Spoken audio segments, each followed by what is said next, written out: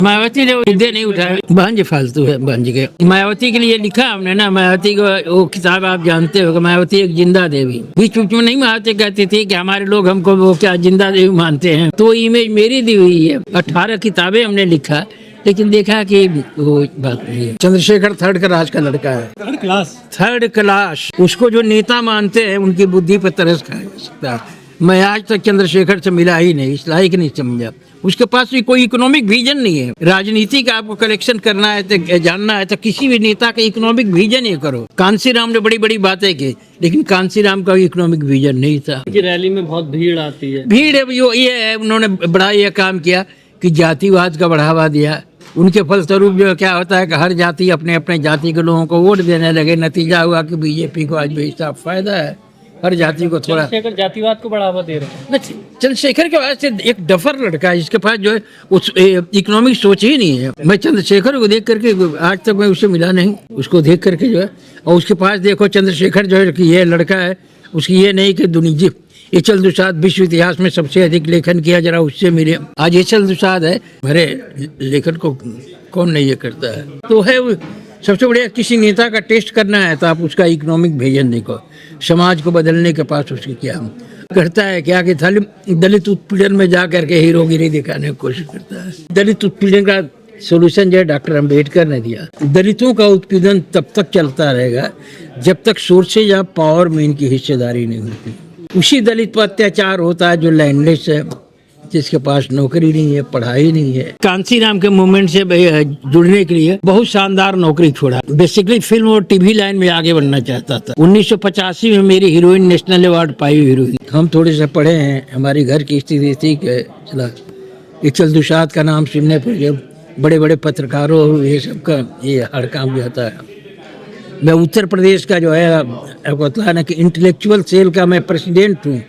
ये भारत की हिस्ट्री में नहीं हुआ। उत्तर प्रदेश ब्राह्मणवादी राज्य है ना, जानते हो ना। वहाँ इंटेलेक्चुअल वाले विचार विभाग का अध्यक्ष कौन होगा? खाली ब्राह्मण होगा। आज एचल दुसाद वहाँ पर है। अब राहुल गांधी पर उम्मीद है कि यही बंदा कुछ कर। सर किताबों की बात करेंगे ना तो इस देश का सबसे गुमनाम लेखक एचल दुसाद है। मैंने सामाजिक परिवर्तन के मुद्दे पर जितनी किताब लिखी है वर्ल्ड हिस्ट्री में कोई नहीं लिखा है। एचल दुसाद का चिंतन जो है ना कार्ल मार्क्स और दूसरे लोगों से बहुत आगे की चीज़ है। जो बात मैं सोच दिया हूँ कार्ल मार्क्स के बस की बात नहीं है। अब एक और आपको सूचना दूँ कि आज की तारीख में भारत की राजनीति सिर्फ और सिर्फ एचल दुसाद के किताबों पर केंद्रित है। इस देश में आपको लाखों लोग हुए हैं जो पॉलिटिकल राइटिंग करते हैं, लेकिन एचल दुसाद जो एजेंडा दे रहा है वही चीज़ जो भारतीय राजनीति में चल रही है। मैं डाइवर्सिटी की बात उठा रहा हूँ। मैंने ऑल सोर्सेज ऑफ पावर में gender, social and gender diversity दी। तो ये मुद्दा जो है सबसे पहले 2009 में भाजपा ने उठाया, उसके किताब में आया। उसके ऐसे तमाम पॉलिटिकल पार्टियों के में आया। तो मेरी लड़ाई है ना, थिंक बिहाइंड रिजर्वेशन। रिजर्वेशन मतलब नौकरी चाकरी। नौकरी चाकरी से आगे बढ़ के बाकी जो सोर्सेज ऑफ पावर है, सप्लाई है, डीलरशिप है, फिल्म है, टीवी में, इन सब में हमारी हिस्सेदारी की लड़ाई है। 2024 में जो कांग्रेस का जो मैनिफेस्टो था, संजोग अच्छा है कि भाजपा जीत गई किसी तरीके से, जबकि वो हार चुकी थी। तो भाजपा जो हारी है वो मुद्दा एचल दुसाद का था। वो मुद्दा मैंने डाइवर्सिटी के मुद्दे पर 90 किताबें दी है। दुनिया के इतिहास में किसी ने ये नहीं दिया। मैं जो है साइलेंट रहता हूँ, मुझे अच्छा नहीं लगता है खूब चर्चा में रहना, लेकिन एचल दुसाद के विषय में जान लीजिए कि महेंद्र यादव का कहना है कि एचल दुसाद भारत का एक ऐसा लेखक है कि जिसको 2 नोबेल पुरस्कार मिलना चाहिए, शांति का और अर्थशास्त्र का। प्रोफेसर विवेक कुमार का नाम आप सुने होंगे। विवेक कुमार कहते हैं कि एचल दुसाद जो है बेसिकली पत्रकार हैं, लेकिन उनके लेखों का स्तर देख करके आपको यकीन करना मुश्किल हो जाएगा कि ये पत्रकार है या किसी विश्वविद्यालय का। ये आपको बतला दूं कि इस देश में ढेरों ऐसे लोग हैं जो कहते हैं कि रवीश कुमार जैसा 4 व्यक्ति एचल दुसाद का ये होना चाहिए, असिस्टेंट होना चाहिए। मैंने भारतीय पत्रिका में जितने भी बड़े प्रभात जोशी से लेके ये सब जो है ये फालतू के लोग रहे, ये सबका जो ये कीजिएगा तो मेरे बराबर में नहीं आएगी, इतनी हमने जो राइटिंग की है। सर मेन स्ट्रीम में क्यों पुरस्कार नहीं मिल पाते दलित समाज से आने वाले लेखकों को? ये है ना, ये आपका मैं पहला व्यक्ति जो पुरस्कार के लिए कभी कोशिश नहीं किया। HL Dusad deserve only Nobel पुरस्कार, और मैं उससे नीचे का कोई पुरस्कार नहीं ले सकता हूँ। दिलीप मंडल का नाम जानते हैं ना, ये दिलीप मंडल वगैरह जितने हैं, ये सब जो है अपने एक तरीके से अपनी ही बात उठाते हैं। जो पुरस्कारों की घोषणा होते हैं सलाह 150 हजार लाख रुपए की किताब के लिए, वो मैंने कभी नहीं किया। उससे मैं ये अपना जो एकमात्र टारगेट रहा भारतीय राजनीति को बदलने का, कि भारतीय राजनीति हमारे मुद्दे पर चलेगी। और कभी यदि आप लोग जो है ना पत्रकार हो, चर्चा कराओ कि भारत का कौन ऐसा लेखक है जिसके मुद्दे पर इंडियन पॉलिटिक्स चलती है, तो सिर्फ एचएल दुसाद का नाम आएगा। वो जो है शेखर गुप्ता, क्या नाम, पुण्य प्रसन्न बनर्जी और रवीश कुमार, ये सब जो है, ये सब अपने घुटनों के बराबर। दलितों का जो है शुद्धिकरण किया जा रहा है सर, 75 साल की आजादी के बाद में भी अमृतकाल चल रहा है देश में। हाँ। शुद्ध किया जा रहा है। खड़गे साहब का शुद्धिकरण किया वहाँ पर, जो स्पीच दिए वहाँ पर उत्तराखंड के हल्द्वानी में। तो इसमें जो है ना दलितों का भी दोष है। दलित संगठनों से आप बात करोगे, उनके एजेंडे में क्या है? सिर्फ ब्राह्मणवाद है। वो ब्राह्मणवाद के खात्मे की ऑब्स्ट्रैक्ट इशू, अमूर्त मुद्दे की लड़ाई लड़ते हैं। वो जो शक्ति के स्रोत हैं ना, समाज में शक्ति के 4 स्रोत होते हैं, आर्थिक, राजनीतिक, शैक्षिक और धार्मिक। वो नहीं लड़ाई लड़ते हैं। आपको पता होगा कि 2020 में 36,000 मंदिरों के पुजारियों में नियुक्ति हुई है तमिलनाडु में, याद है? 36,000 लोगों की मंदिरों के पुजारी हो। अब 36,000 लोग जो सरकारी कर्मचारी बने, ये एचएल दुसाद का देन है। हमारी लड़ाई से जो है ना गहलोत ने जो है वो किया, मंदिरों के पुजारियों में नियुक्ति किया। तो सारी चीज़ों में कांग्रेस का जो मैनिफेस्टो 2024 का आया था ना, तो उसमें देखोगे तो मैनिफेस्टो में सर होते हैं क्या दलित? मैनिफेस्टो में दलित होते हैं क्या पार्टियों के? अरे दलित मैनिफेस्टो टीम होती है, कोई भी पॉलिटिकल पार्टी की टीम होती है, उसमें दलित वगैरह सबको लेकर के बनाते हैं। लेकिन मैनिफेस्टो का कंटेंट आप देखो, ये बड़े दुख की बात है ना कि भारतीय पत्रकारिता जो है ना है बहुत चीप लेकर उनसे बात करते हुए हमें शर्म आती है। आपने कांग्रेस का मैनिफेस्टो पढ़ा 2024 का? 25 न्याय, 5 न्याय, 25 गारंटी और 300 वादों से युक्त घोषणा पत्र वैसा आया है नहीं। वो सब चीज़ें आप लोग पढ़ोगे तो जानोगे। मैं पॉलिटिकल राइटिंग करता हूँ। मेरी अभी जो है 1104 पेज की किताब आई है राहुल गांधी पर। वो क्या है? राहुल गांधी के 3 साल की एक्टिविटी का उसमें जो है हमने वर्णन किया है। आज तक भारत में, कल ही हमने सर्च किया कि भारत दुनिया में सबसे बड़ी पॉलिटिकल राइटिंग कौन है, जो एक नेता पर। तो अमेरिका का एक प्रेसिडेंट था, उसके ऊपर किसी ने लिखा है 1104 पेज की किताब। तो क्या है, उसके 51 सालों का पॉलिटिकल एक्टिविटी का ब्यौरा है। और हमारी जो किताब आई है सिर्फ 3 साल का, 2023 से लेकर 2026 तक का।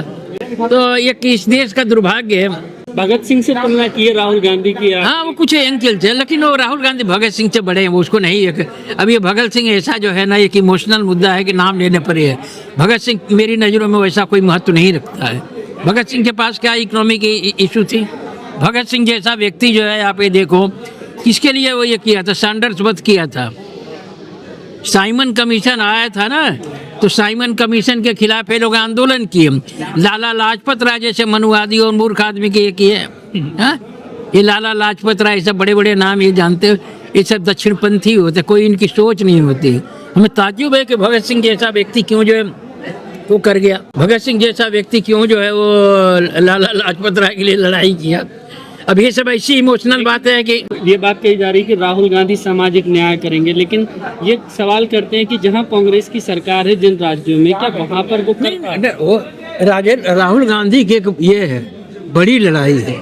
छोटे छोटे जगहों पर उसका एग्जाम्पल नहीं किया जा सकता। जब एक बार इनके हाथ में सत्ता आएगी, तब जैसे संघियों के हाथ में सत्ता आई एक बार, तब जाकर के मंदिर का ये किया, बड़ा बड़ा चीज किया।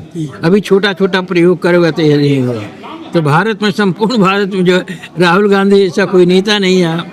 राहुल गांधी पर मेरी 7 किताबें हैं, दुनिया के इतिहास में किसी ने वो नहीं किया होगा। तो है, तो एचएल दुसाद जो है एक तरीके से अंडररेटेड लेखक है। मैं अपने आप को हाईलाइट नहीं करता, लेकिन बेटा ये जान लेना जिस मुद्दे पर ये चंद्रशेखर कलम चला दे, भारत के किसी लेखक को सरपास करना संभव है नहीं।